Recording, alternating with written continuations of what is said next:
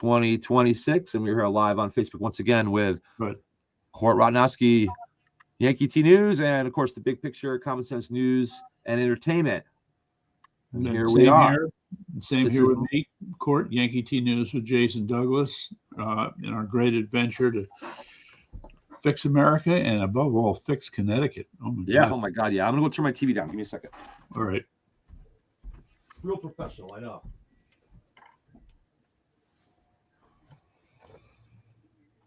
A little bright, but better than the alternative. That's what I say. Okay. We've had all kinds of interruptions today, and there will be more, I'm sure. Oh, of course. Okay. So I just finished up my broadcast. So for the crew that follows me on Yankee T News, today's broadcast is up, and I cover the waterfront. So I'm just going to drop one, and then we're going to get down to business here. A video explaining how Putin is working on his, quote, succession plan. And here's the problem. He may not be choosing wisely, because it turns out now these rumors are being dropped that some in his not inner circle, but kind of close to his inner circle, have been suggesting that losing to Ukraine might be the better idea. That's shocking. From a Russian strategy standpoint, that is shocking.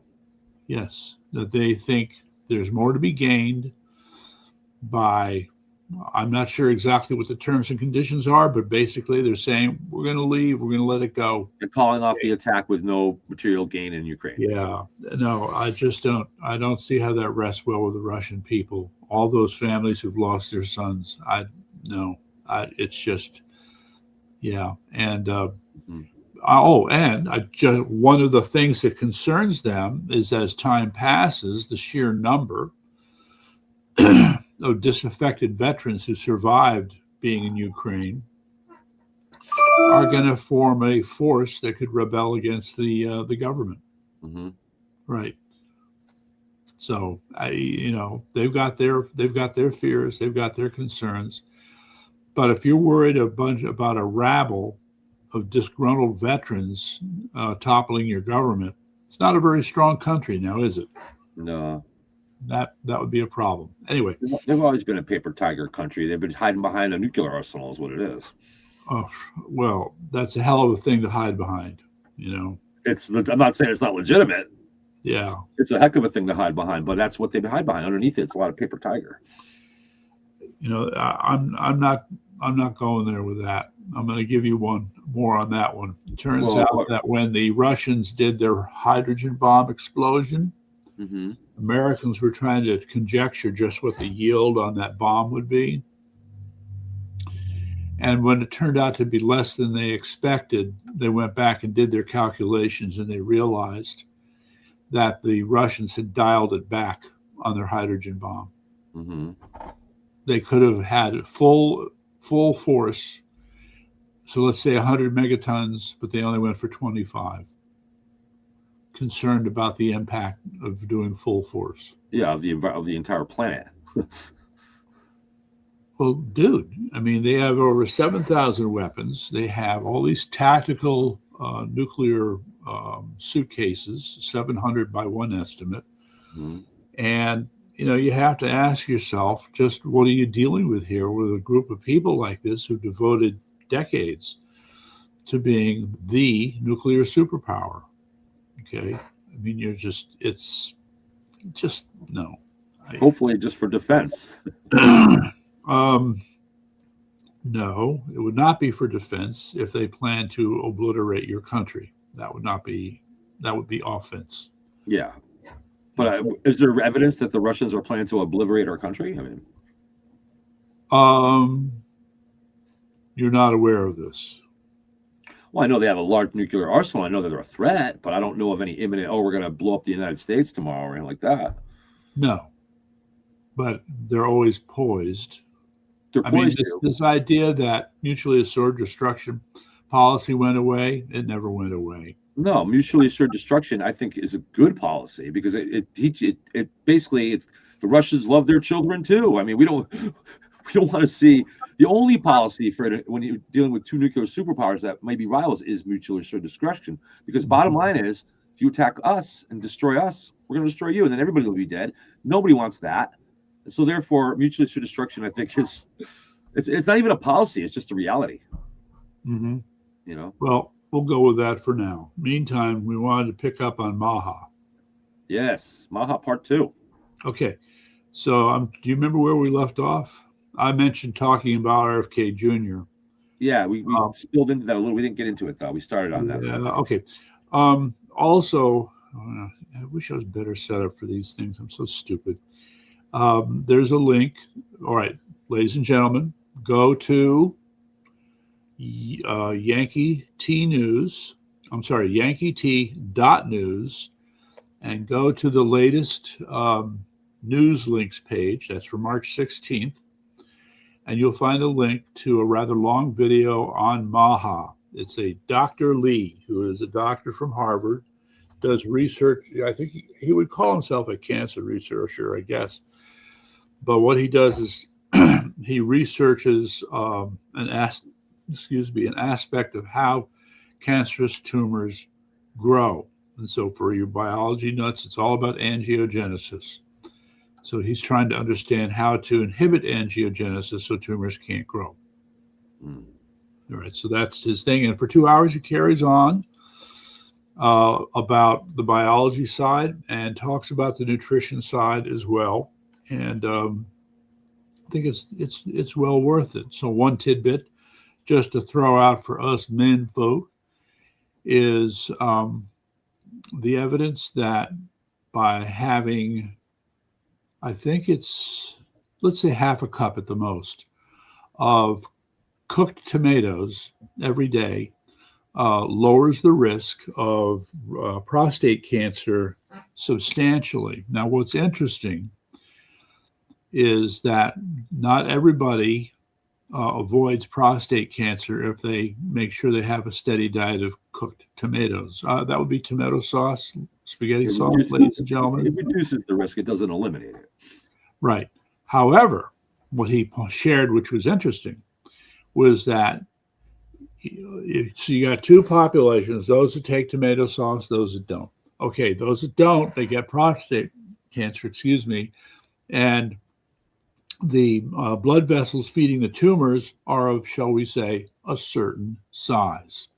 But it turns out that those who have the tomatoes but get prostate cancer, it turns out that the tumors, blood vessels for those tumors are smaller, making the disease easier to treat. Okay. So that's another, I thought that was an interesting tidbit. That is interesting. Right. I'll say that from on a personal note, for diabetes, I'm a diabetic. Yes. And I've never chosen to go along with the metformin and the Western medicine solution, which is merely to manage diabetes. They want you to manage it. They don't want you to get rid of it. Yeah. But people know, most good, honest nutritionalists will tell you that type 2 diabetes can be reversed by simply, see, I mentioned yesterday that diabetes is what's called a disease of abundance. And you can conflict, or you can fight that disease of abundance with scarcity. Yeah, but it's also an autoimmune disease. Like right, so I'm right now, as we speak, on day 2 of a 3-day water fast. Okay. Where I will not eat again until Wednesday morning. Okay. And then when I do, I'm going to try to do it once a month if I can. But just like anything else, things need a break. Your digestive system is a very complex system, and sometimes it needs a little break. And so you give it a break. And I am going to, when I'm done with my 3-day fast, I'm going to resort to things like I'll give you one recipe. You take lemon, you take onion, some red onion peels, and you boil them in, or you heat them up in water, and you drink like a tea. And that is supposedly very good at cleaning out your urinary tract, your kidneys, which kidneys are one of the organ is most threatened by diabetes. Cleans everything out, and we're going to find out because I'm going to implement it myself. And I guess the answer is, in this country, medical healthcare costs are very expensive. There's a lot of money to be made. When a lot of times the remedies are existent in household regular foods that are not so expensive, that people should pay attention to. And I'm going to start posting some of them on Facebook and on X, actually. Where did you find this little remedy? I've been getting them as reels on Facebook, and I've been saving them to my own profile on my phone. Oh, I see. Yes. Okay. Right. And so I have about 8 or 9 of them now, and I'm going to start over this next week. I plan on eating or drinking nothing but these things. Okay, so help if I'm going to do the research. I mean, they throw these things out, but there has to be research backing this up if there's any validity. So I want to know about the research. I'll forward it over to you after the show. Okay, so red onion. What was the other? What was the first thing? Ginger. Well, the one I remember, there's like 8 or 9 of them, but the one I remember particularly was you took lemon juice, yep, and then red onion peels, a red onion, little small thin red onion strips. Mm-hmm. I think warm water, and you boil. You heat it up to almost a boil, I guess. Okay. It's heat, and you drink it. I think there might have been one other ingredient with that. I'll send this stuff to you. Sure, it was the honey. Honey is in one of them. It's not the one I just mentioned, but it's in one of the ones that I. The thing about honey is what people don't realize is when honey is processed and put into the honey jars, most of the good stuff that's in it has been filtered out. So if you want the real benefits of honey, you got to drink it. You got to eat it raw, and it has those little chunks and bee things in it. It's not so pleasant. If you want the maximum protection of honey, you got to eat it raw. So that's the thing. I've never heard of filtered. It's not that you don't get a lot out of processed honey, like the regular honey that goes into the jar. You still get a lot out of that, but you don't get everything you need out of it unless you have it, straight from the beehive, essentially. Which again, it doesn't make it the most palatable. Sometimes some of the things that are best for you aren't necessarily the most desirable necessarily, but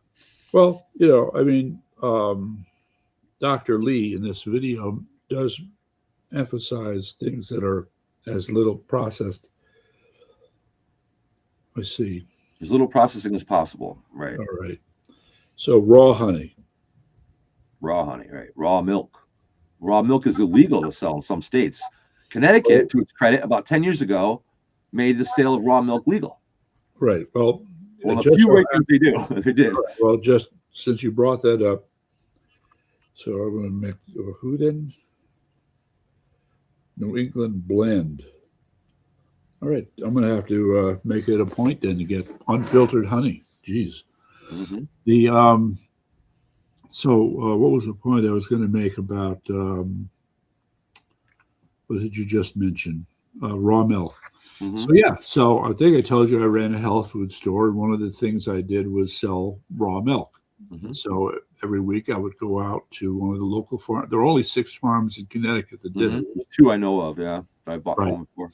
And it showed up, and I'd buy some. So the thing is that the health department for the state of Connecticut did apply some degree of regulation, in the sense that microbiologists would come out and test the milk for bacterial counts. And they always had to be below a certain level. So let's just say in round numbers, the plaque count would have to be less than 1 million. Mm-hmm. A million count of bacteria. Some farms were very good, and they kept it well below that.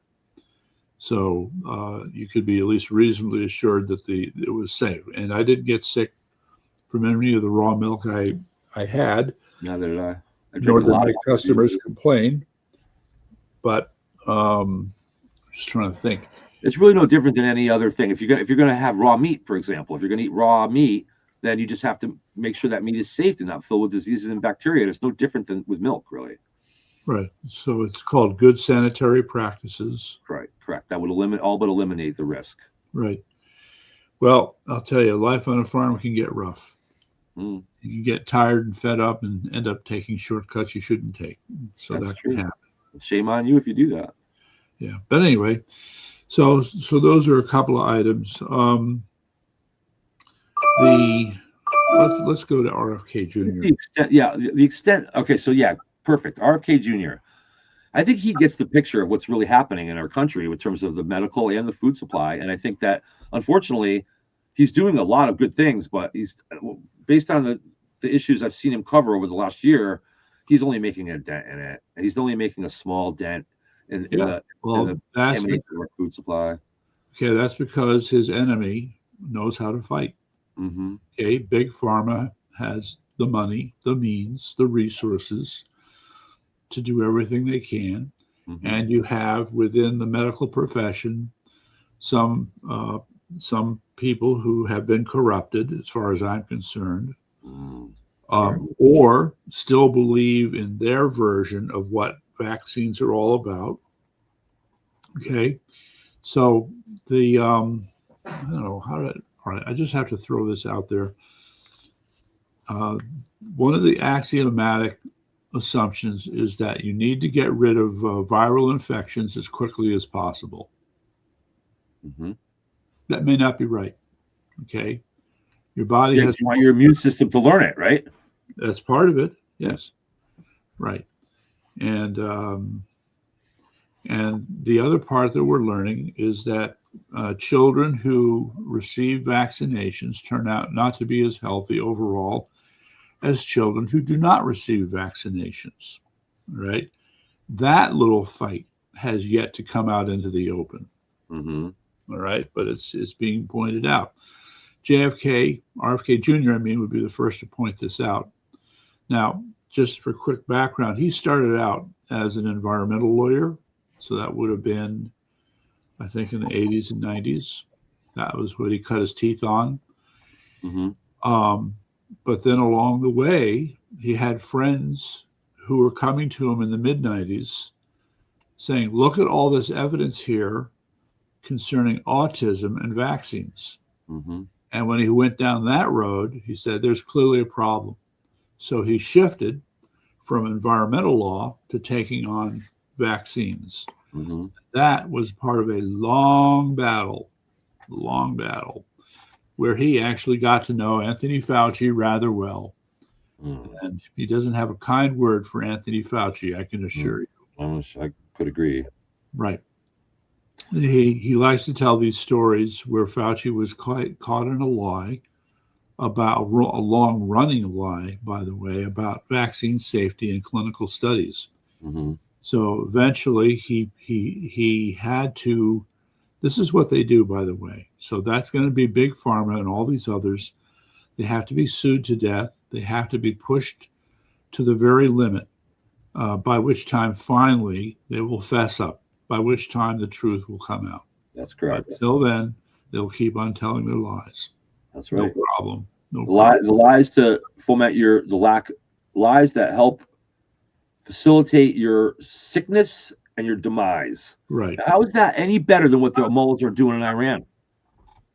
Any better? Yeah, is it any better?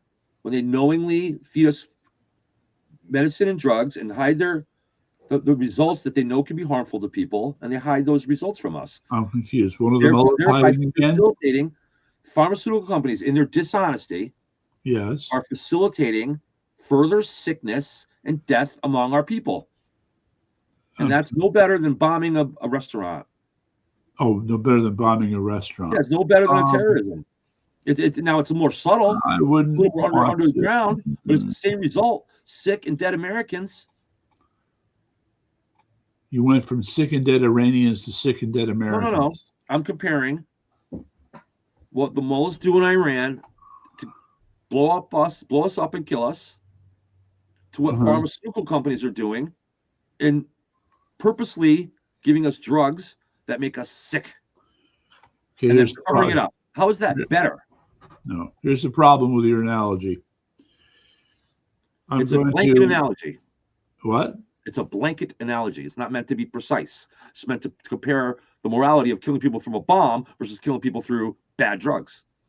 Okay, I think of a word like analogy as being like a label. Okay. So we've taken the bottle with the vaccine label and the bottle with the Iran label, and you've slapped on an analogy for the two. Now, when it comes to labels, I highly recommend the following. Read the ingredients.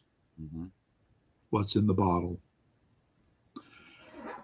And I am respectfully suggesting that there's something in the Iranian bottle. I'm sorry, there's something in the vaccine bottle which is not in the Iranian bottle.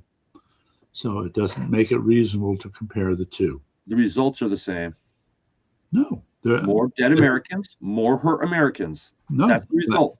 I will explain. Okay. in the case of what Iranians do, so you kill or wound some person. Okay. Mm-hmm. That's it. Yep. With vaccines, you can have what we'll call transgenerational damage, genetic damage passed from generation to generation. Okay, so that makes my comparison. You're right. My analysis isn't that great. I'm going to tell you now that what they're doing is far worse than what the Mulls in Iran are doing then. Sure. That's right. Oh, Far yeah. worse. Big time. So all the more reason to scream and shout. Mm-hmm. All right. So RFK Jr. has understood these features with the lack of safety with vaccines, and he's really been attacked roundly for it. Like him, I call myself a vaccine skeptic. Okay, and as a skeptic, I reserve the right to know just what the safety story is with these vaccines that you expect my children and perhaps me to take. So I want to remind you that back in the 1980s, I believe, was formed something called the Vaccine Court.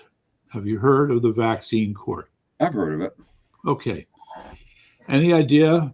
So the idea is that people will go before this court claiming damage from having received a vaccine. And as such, the judge and others are trained deeply in medicine and clinical research in order to be able to evaluate these claims and decide if they have any merit to them. Okay. So, newsflash, dear audience, it turns out that the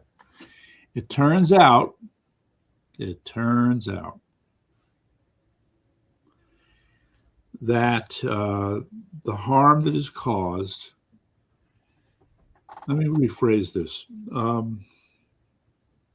Vaccines wreak the same kind of havoc in your system that regular pharmaceutical drugs do. No, it's different because you're messing around with your immune system. I think you're introducing an artificial policeman to come in and supposedly aid your immune system, but I think it's actually hampering your immune system's ability in many cases to learn it for itself. I think that's where the problem lies. All right. In the simplest sense, okay, if you're introducing something that is similar to the infectious agent, all right, so in the simplest way, let's say it's a virus, and the point is that there's a fragment of the virus, because for example, the typical method is what's called heat-killed virus. So they grow up the virus in cell culture, put it into a pot, heat it up, and the heat, because virus shells are temperature sensitive, the shell will tend to break. Now you got all these fragments floating around. And the idea is you want to pick the fragment that's going to get the strongest immune response. So mind you, that virus that you put in there is supposed to be the same as the virus that was infecting people and making them sick. Mm-hmm. In principle, I will introduce a complexity in a moment. So once they've decided on what is that antigen, I mean, there are also vaccines where they have multiple antigens in there. All right. So let's just in the simple case, you pick that antigen derived from the same virus making people sick. Okay. Now you inject that in people. It's a piece of the virus. Mm-hmm. So by itself, it's not infectious, but your immune system recognizes this chunk and generates a host of antibodies that are now circulating in your body. And next time, if the actual virus shows up, because you got those circulating antibodies ready to go, the second they detect the presence of this virus, because of that fragment they were originally introduced to, there'll be a quick, strong response. And that may work in some cases. It works in most cases. Yeah, okay. Not all. And yes, very much not all. And I think part of it, I guess this is where I would bring in this. There are other things. I'm not an expert on virology. There's a group called SwissProt, SWISSPROT for protein, Swiss protein. So this is a facility that is charged with collecting viral samples from all around the world. So public health departments, they go out to some farm, they collect samples of pig shit or whatever it may happen to be, and they'll send the samples to this lab, and then they will grow them up and try to characterize those viruses. Right. If there's anything that defines genetic diversity, it would be viruses. Mm-hmm. Right. Even though, the amount of genetic material in a virus is small compared to, say, bacteria or a cell, the variety that you can come across is really astonishing. Mm-hmm. So what they try to do is keep track of this in a systematic way with this huge database of all these viral samples collected over the years. All right. Mm-hmm. Wish I could do the math right now. Let me see if I took a chance on this. Let's just say you had a 10 nucleotide sequence. So you've got 4 nucleotides in 10 positions. You're supposed to be good at math. You should be able to figure this out. 4 nucleotides in 10 positions. That's 40. Okay, but you have to do the polynomial calculation. All right. Because it's going to be more than just 40. Here, maybe I can do a quick, but it's going to be a big number. And as it grows, it gets bigger and bigger. So you're going to run into more examples of variations that are different from the original virus that you're working with. Mm-hmm. All right. Okay. So your ability to generate an effective vaccine will be difficult, and this is why it is so hard to do it with the flu. With the flu, Mm-hmm. flu is highly variable genetically. Mutates a lot. And they didn't want to tell the truth about COVID. The truth about COVID is that it was a flu virus. Not just another flu virus. Nothing that was really any more threatening than anything else. Little known fact. Every year, the CDC would report out the number of flu and pneumonia cases in America. Well, guess what? When COVID hit town, suddenly all the flu data disappeared. Mm-hmm. Where did it go?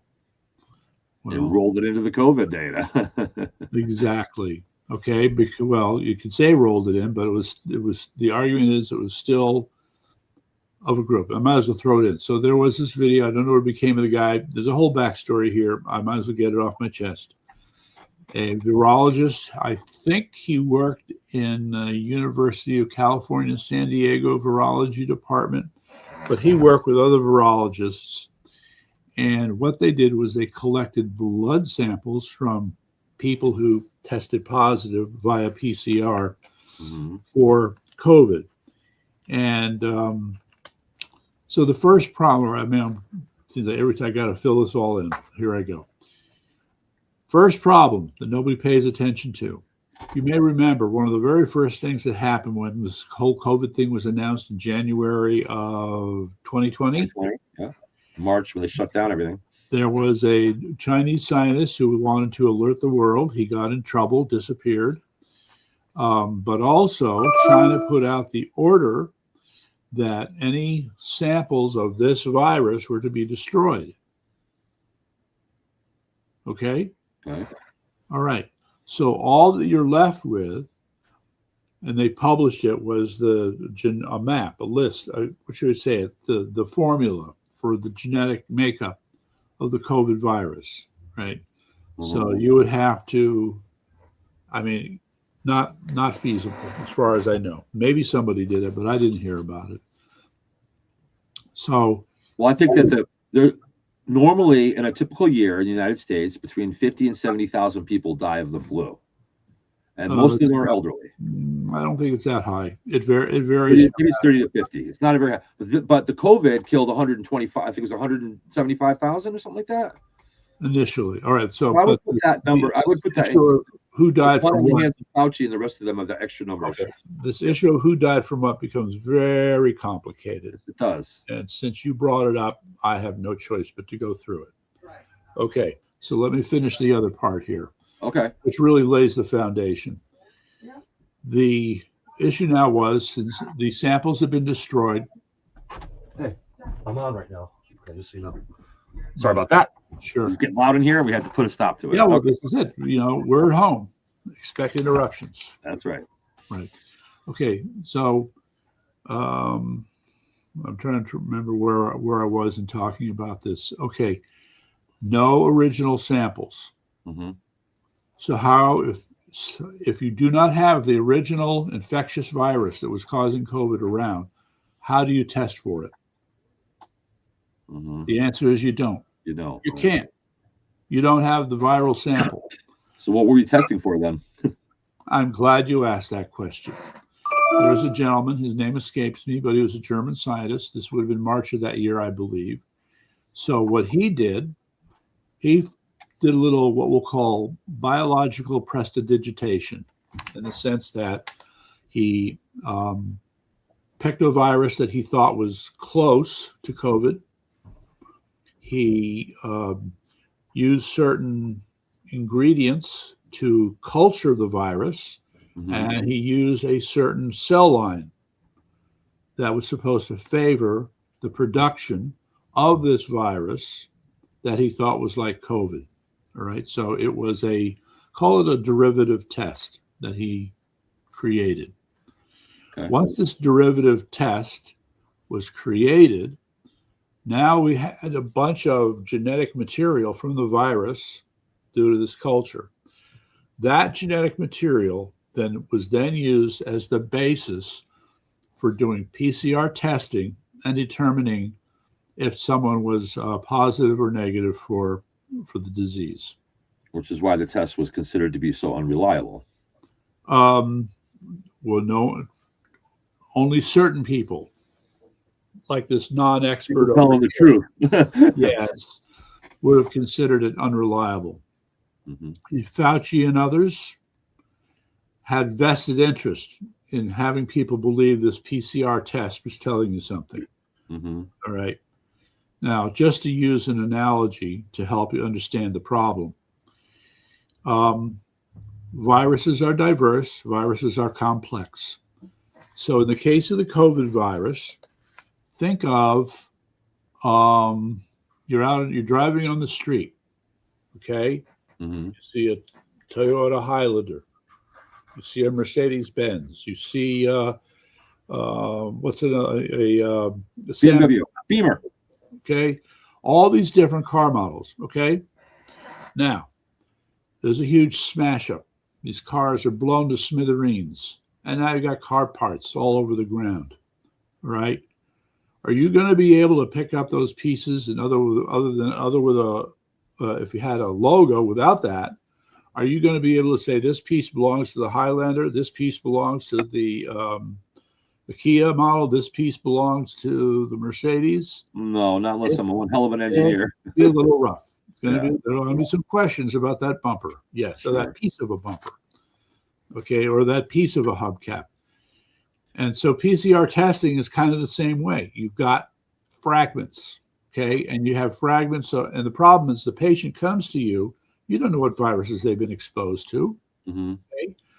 And so now you're going to, quote, fragment whatever sample you have and look for viral fragments and then put it through the PCR machine without knowledge of what the patient has. But you do have this one so-called gold standard that's supposed to be COVID virus. No, sorry. No. Okay. Yeah. But all right, so there's a thread to this story. Bear with me. Okay, that was the game they were playing. So there you were, listening every night. They reported how many people tested positive with PCR with this bullshit test. Mm-hmm. Okay. And then you learned about cycling. So then the point is that with PCR, you had to amplify the amount of RNA or DNA that was in the sample. So every time you cycle, it was like going to the copying machine and making another copy. But then 2 copies, 4 copies, 8 copies, all right? 16, 32. All right, so somehow, this part I don't understand, okay, but somehow the argument was that when you get past a certain number, everything's going to test positive for COVID, all right? I'm not quite sure how that works, but that was the claim. It creates a lot of false positives. Exactly. Mm-hmm. All right, so we have that. Now, let's go back to the virologist from the University of California at San Diego who had collected his blood samples and found, according to his lab, and that these samples, or 10,000 of these samples, he reported, and they were shared with other virology labs. And they all came back with the same results. What COVID? Whatever you're calling COVID is not in these blood samples. Okay. So mind you, these are classical virological techniques that are being used to evaluate these samples as opposed to PCR. And if they did it old school, nope, we don't see anything like that here. But what we do see is a lot of flu type A and some flu type B. And that's basically it in these 10,000 samples. Which proves my theory all along that I knew on day one was right. Yeah. Okay. You know, when they shut it down on March 16th was the day here in Connecticut. What's that? March 16th, 2020. That was the day when they came on and told everybody to go home, everybody shelter in place and whatnot. Oh, really? That very day, yeah. Melissa would tell you, I told her and I told my mother the same thing. I said, oh, this is the Democrats' move to ruin Trump's economy and win the election. Okay. All right. That was their disgusting move.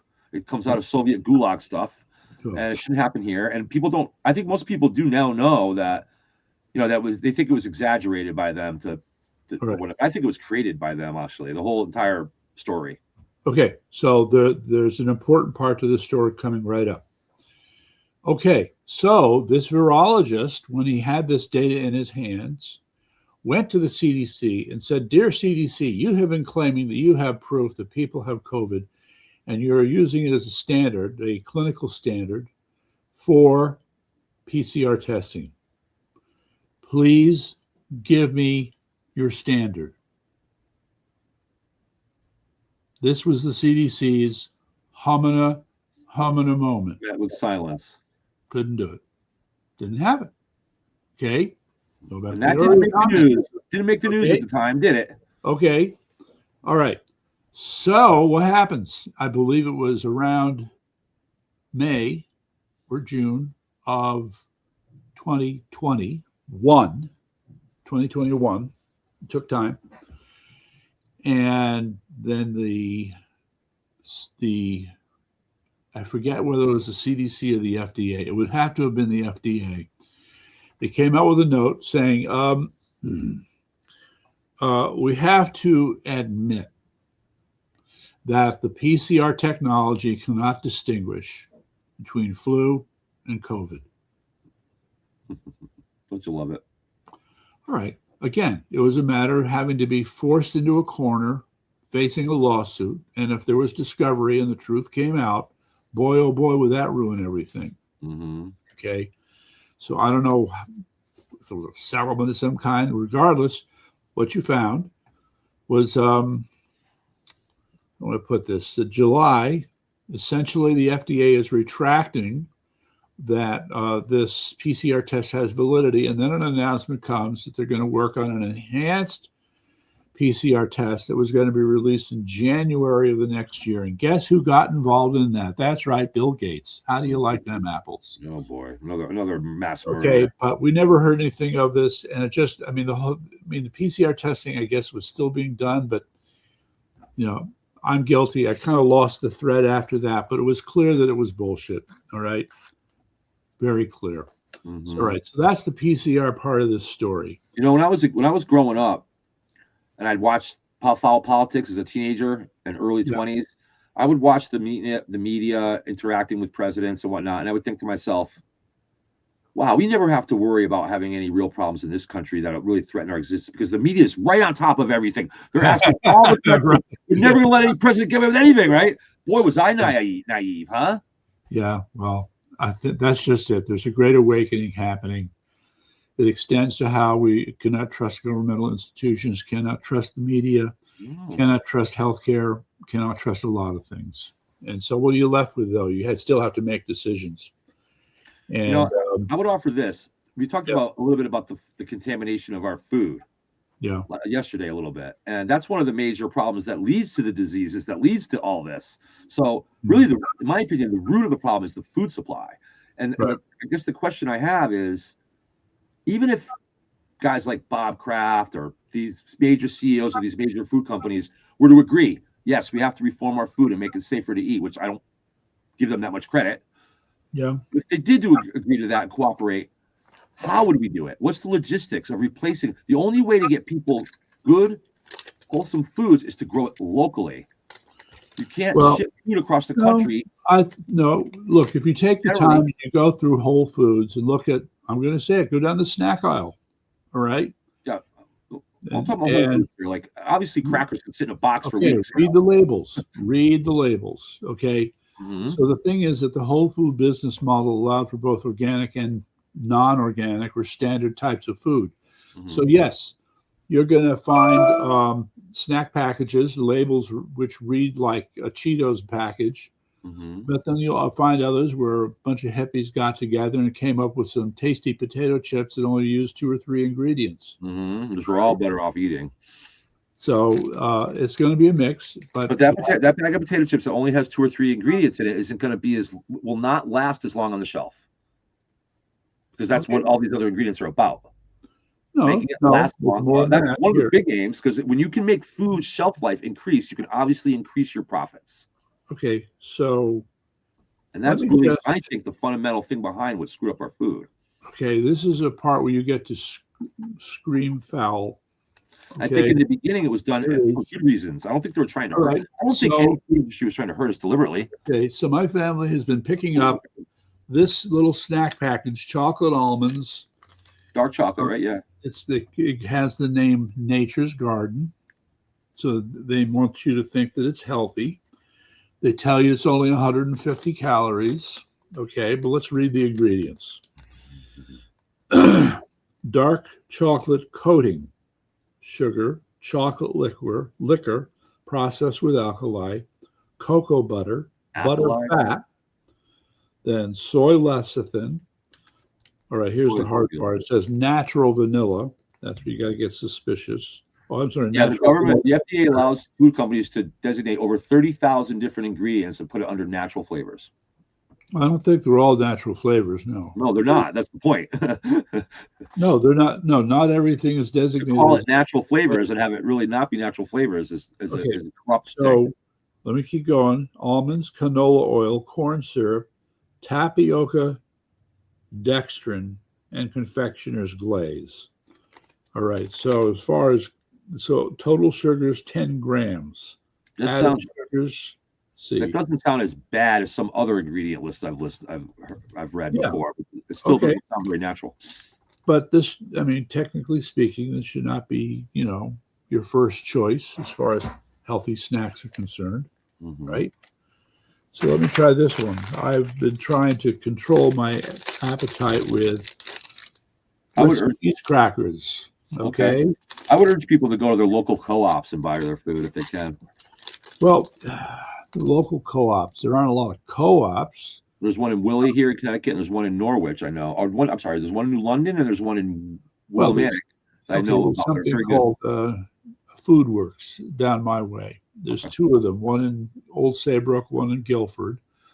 It's basically a health food store, much like the one I ran, but theirs is on a bigger scale. Hmm. And smells wonderful when you walk in there. Yep.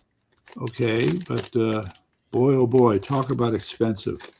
Oh yeah, that's true. And you ask yourself, well, if you're using fewer ingredients and there's less processing, why should it be more expensive? That's a good point. I've thought of that many times. It's a very good point. Well, it has to do with scale of production. Okay, so let's see. Not enough customers to bring the price down. Not enough. Yeah.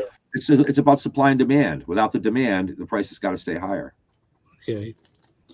All right, so you get to argue about this one. So unbleached flour, iron, dextrate, or reduced iron. What is this? These are the Ritz crackers. These are the Ritz crackers. So a bunch. It's vitamin enriched. Okay, that's the point. So they have to argue about the suitability of all these different things. There's palm oil, folic acid, soybean, and or canola oil, just like the other product. They have baking soda, natural flavor, soy lecithin, believe it or not, turmeric. And this raises another issue here, and that is you can have these foods where they're mixing in good ingredients with bad ingredients. Mm-hmm. All right, so what do you do with that information? And in this equation, good plus bad does not equal good. Yeah, right. No, it just equals bad.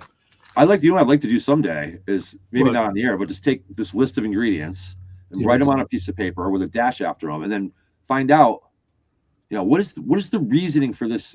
What does it do? Is it a preservative? Is it a color agent? Is it a All right. Well, that information is readily available. yeah, it Okay. is. You just got to look for it. And do you know what MSDS means? I'm going to plead the fifth. I will not answer this question on the laws that might incriminate me. Fearful of sounding ignorant. Material Safety Data Sheet, MSDS. Okay. It is the authoritative guide to the safety and the dangers of every single friggin' chemical ever made. Okay? Yeah. So if I wanted to find here, let me just take a minute, because on my broadcast today, I decided to pick on shellac. You know what shellac is? Mm-hmm. Did you know it's a paint, right? But there's a food grade shellac that's put on candies, Oh, great. right? And I the hear new argument, good of things every course, day. is, I think, so the thing is, there's the term grass. Are you familiar with grass? Generally regarded as safe. Yes. Okay, so this was a regulatory guideline developed in the 50s that basically was intended for things like salt and sugar and pepper, things that people have used for centuries, as you know, are generally safe. But the list for what was generally regarded as safe kept growing and growing. And yes, that's right, artificial food dyes were recognized as grass or generally regarded as safe. Maybe not so much. Okay. Mhm. So we got very lazy. Let me tell you about lazy when it comes to regulation. This is what I'm about to tell you is simply astonishing. Okay, the federal government is expected to provide, getting out of the picture here, is expected to provide guidelines on what is considered safe exposure to mercury.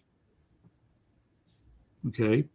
I didn't think And there was any safe exposure to mercury. so, well, tolerated, I guess, because, 1/1000th of a power, maybe. well, whatever it is. So you have the what is that? All right. Well, we know that the FDA is supposed to regulate mercury content for vaccine safety. That goes back a long time. Mm-hmm.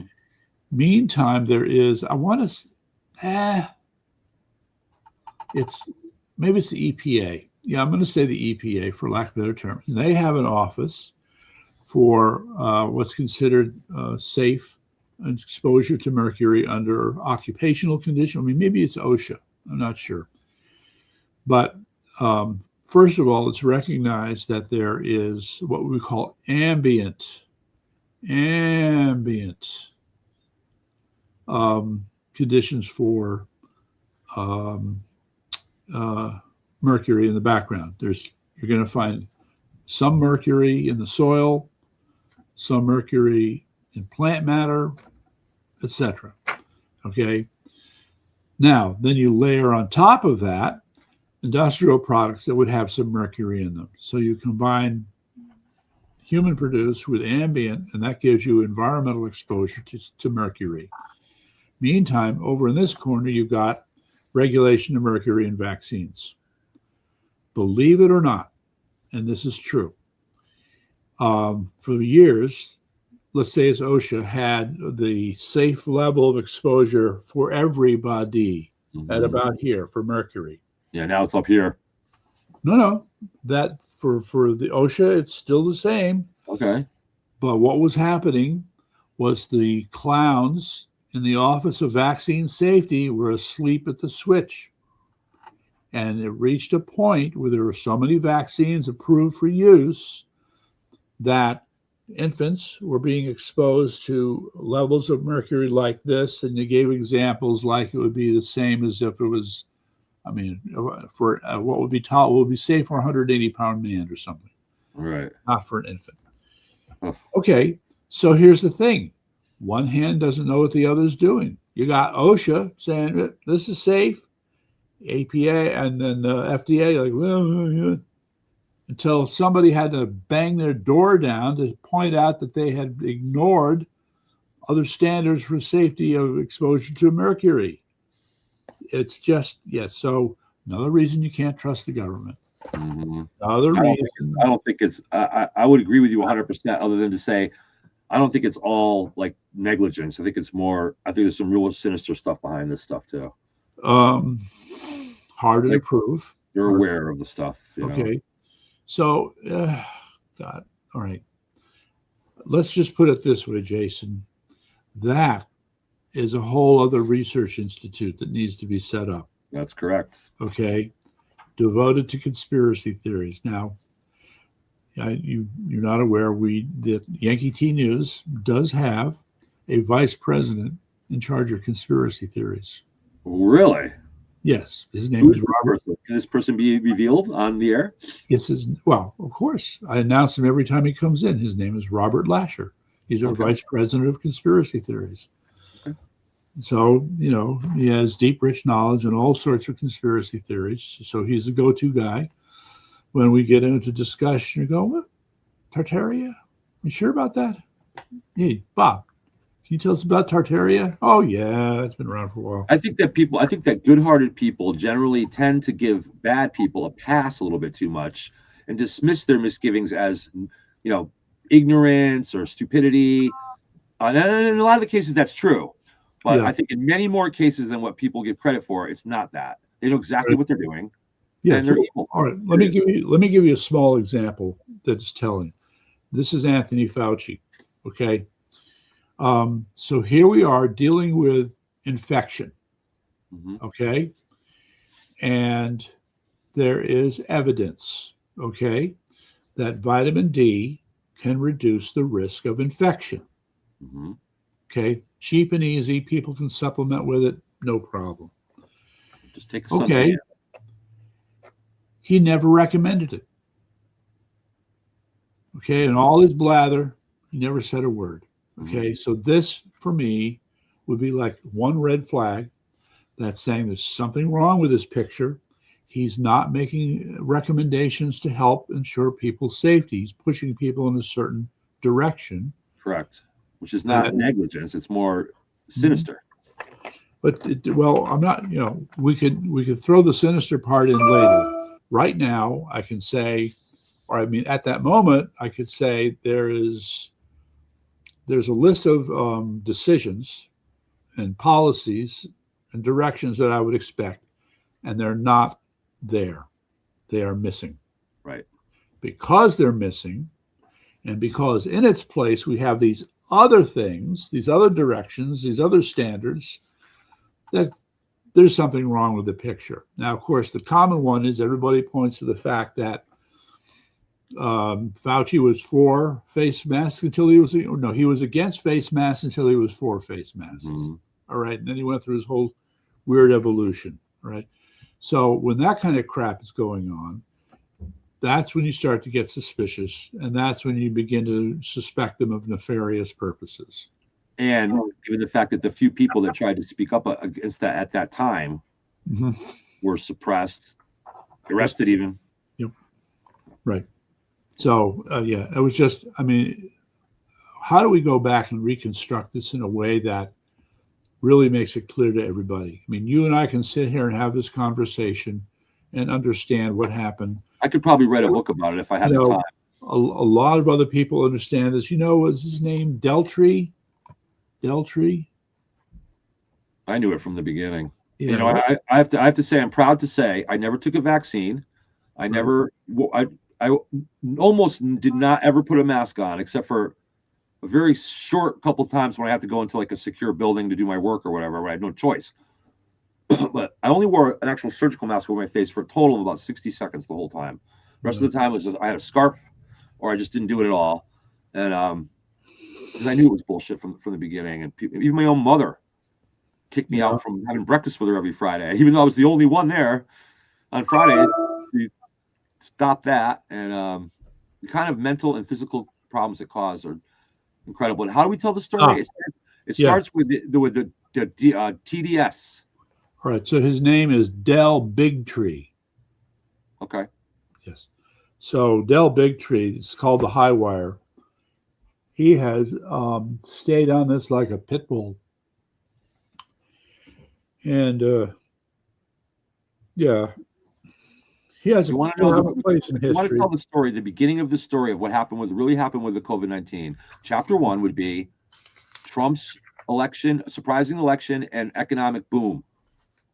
Because that is what they faced No. total annihilation in terms of reputation in 2019. Everything was going our way, and then the virus was there to stop it. That's why they did it. And that's the story.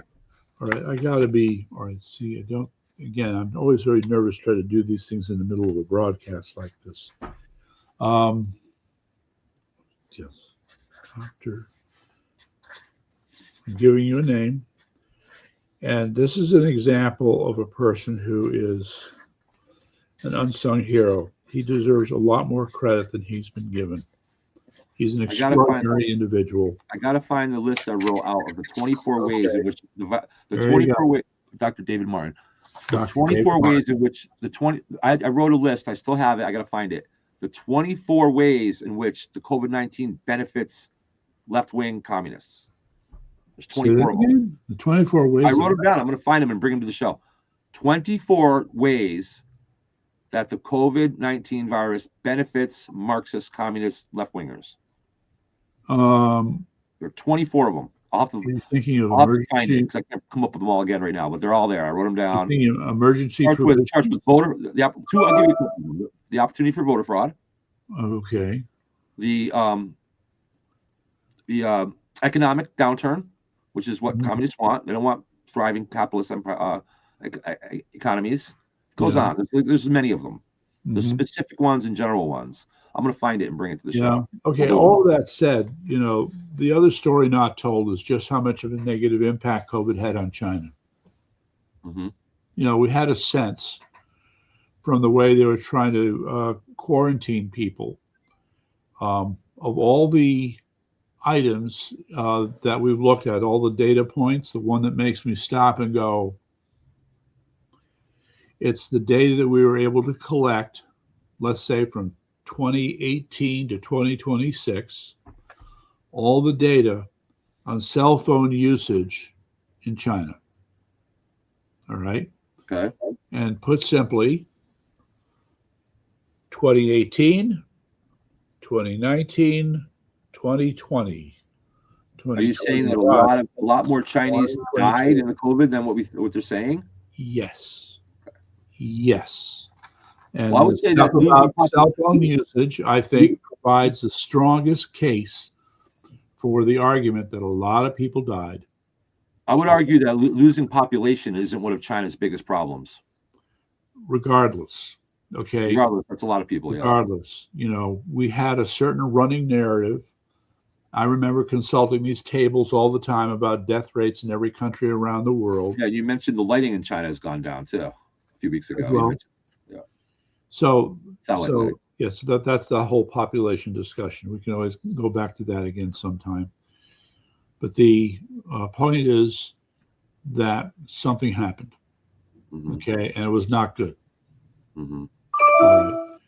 And that information does not go along with the narrative. All right, they were putting out certain numbers. Some of them may have been true, some of them may have been not.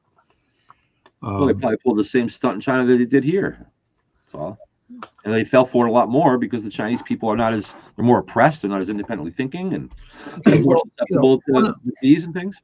One of the other hard truths here, and this impacts on MAHA as well, is and Eric would love this, right, Eric? I'll start with Eric's favorite statistic, all right, which is the third leading cause of death in the United States is medical mistakes. I believe that. I read that before. So two fancy words, nosocomial and iatrogenic. Okay, so a nosocomial infection is one caused by a hospital. An iatrogenic infection is one caused by the doctor's treatment of you. Okay. A double whammy if there ever was one. I don't really do doctors, and that's why. Okay. But anyway, so these infections are just a part of the picture as far as medical mistakes are concerned. And just stupid stuff. I mean, not that I love to tell this story, but there was the case, for example, of this patient who had epilepsy, and one of the methods of treatment is you have to cut out half of the brain. You can take one half of the brain out and the person can still function, and it cures the epilepsy. Okay. Sounds pretty drastic. When surgery time came, they marked the wrong side of the brain. Oh. So the surgeon just said, oh, the left side. Okay. When he was supposed to take out the right side. How's that for a medical mistake? That's a doozy. Yes, it's a doozy. I think with that, you got anything else? We're going to wrap it up here in a minute. I got to go do some work. Well, let's see. What would be the other? Anything else on your mind to wrap it up? I mean, this is the part where that maybe RFK Jr. has not really completed his mission yet. All right. No, he's not. He's barely getting started, I think. There is a whole, I'm going to say narrative, for lack of a better term, yet to be developed, okay, where we can clearly flesh out how people understand how to proceed with, how to treat the medical establishment. Mm-hmm. Because right now, we're still in a position where they can get away with all kinds of shit. Mm-hmm. And I'll start with I think I talked about informed consent the other night. So yes, there have been attempts to get rid of informed consent in one way or another. Mm-hmm. And, people are speaking up, but it's going to take a lot more than that. It'll take time for this to change. It will. Our whole medical system, the whole concept of standard of care, the whole concept of quality of care is in need of serious reform. But just the way I want to close this is this. And I think I told you this before. We talked about Charlie Rose. Well, when he had his show on PBS, he would bring on these biomedical experts, the top kahunas in the biomedical establishment.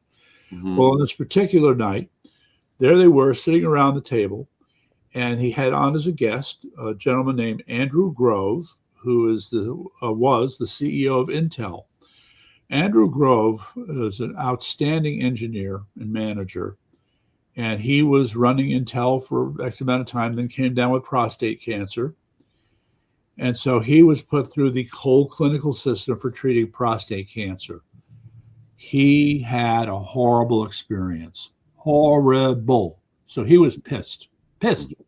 So now he has the opportunity to talk to the people who run this whole system. And so he asked them a very simple question. Deceptively simple, like many engineering questions. Guys, if we were to take apart the clinical system for treating disease and then put it back together, would it be the same? Talk about an awkward silence. Mm-hmm. They did not want to answer him because they knew that the answer would be that it would not be the same, which is a way of saying maybe this system we have right now is not so good and it needs to be disassembled. Mm-hmm. Just another analogy with a car for this. I remember changing some brakes on an old Ford I had, and I had the exploded diagram on the ground. I was following everything carefully, unscrewing this, taking off this spring, put them all on the ground very carefully, and then put everything back. And I still had a handful of spare parts. Mm. Yeah. Yeah. Wait a second. What happened? Where'd these go? They need to be. Better not start this thing right now. Okay. But it was fine. The brakes worked fine. It didn't need those parts. And so there are things in our clinical review, in our system of clinical treatment that don't need to be there either. Mm-hmm. So there you go. Okay. With that, we'll be back tomorrow on St. Patty's Day, correct? Technically, yes. The 17th. That's right. I'll have my green hat ready to go. All right. I don't know. I'm not in the mood for dyeing my hair green, but it's better than gray. Come on, you can do it. Yeah. Anyway. All right. Well, we're going to wrap it up. This has been a great discussion. We're going to continue it tomorrow on St. Patrick's Day. So hope you join us there at Connecticut Common Sense. All right. Later. News, and of course, the big picture here. Jason Douglas with you. Right. Goodbye, everybody. All right. Bye-bye. There we go. Bing. Bang.